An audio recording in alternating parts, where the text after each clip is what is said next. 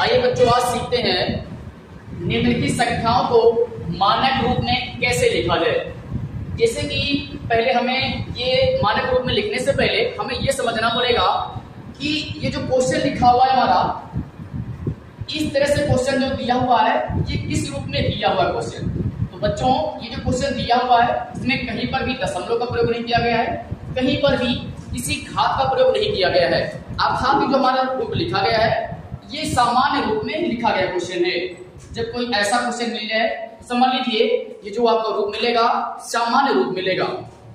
अब एक इसकी वैज्ञानिक रूप को ही मानक रूप भी कहते हैं। ये बात आपको ध्यान रखना है क्योंकि इससे संबंधित दो क्वेश्चन आपके बनेंगे। एक तो मानक रूप का क्वेश्चन बनेगा, दूसरा बनेगा कि इसको वैज्ञानिक रूप में आप कैसे लिखें। तो आइए जानते हैं जरा इसको कैसे हल किया जाए।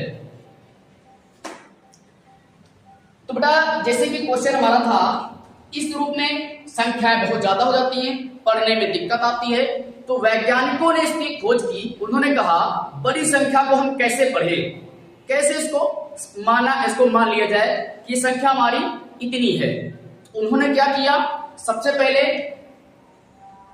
एक अंक बाद उन्होंने लगा दिया दशमलव। क्या लगाया?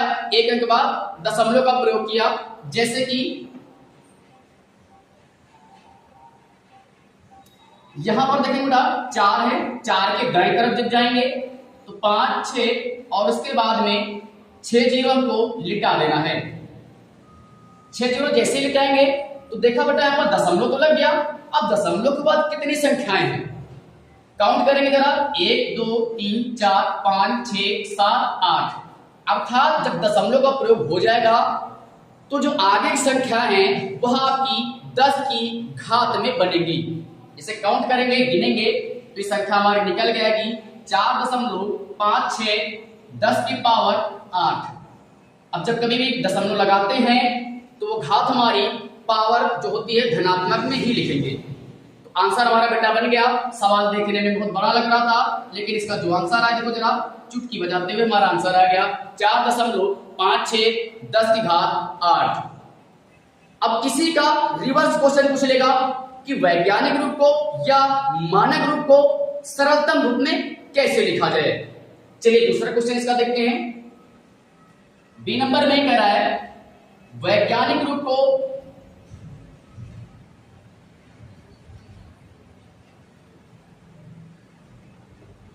सरलतम रूप में कैसे लिखें। सरलतम रूप में लिखिए। अब सरलतम रूप में कैसे लिखें, बहुत ही आसान है।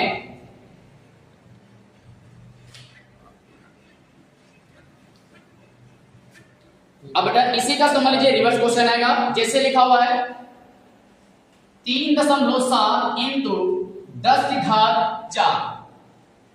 देखो अभी हम लोगों ने यही पढ़ा कि किसी भी संख्या को 10 की घात में बनाना हमारा मानक रूप या वैज्ञानिक रूप कहलाता है। अब क्वेश्चन वही कह रहा है कि ये जो रूप दिया है पहली बात तो पहचानेंगे किस रूप में लिखा हुआ है, अर्थात ये जो हमारा लिखा हुआ है वैज्ञानिक रूप या मानक रूप में क्वेश्चन दिया हुआ है। अब सरलतम रूप पूछेगा, अर्थात यहां से दशमलव को हटाना पड़ेगा। अब दशमलव को कैसे हटाएंगे, बहुत ही आसान काम है। लिखा हमने 3.7 इंटू जो 10 की पावर 4 लिखा हुआ है, तो क्या करेंगे, पहले तो 10 लिख दिया। अब पावर मतलब होता है उतनी संख्या गुणे में आ जाना। कितने 10 की पावर है 4, अर्थात एक के बगल में कितने जीरो लिटाने हैं, टोटल 4 जीरो को लिटाने हैं।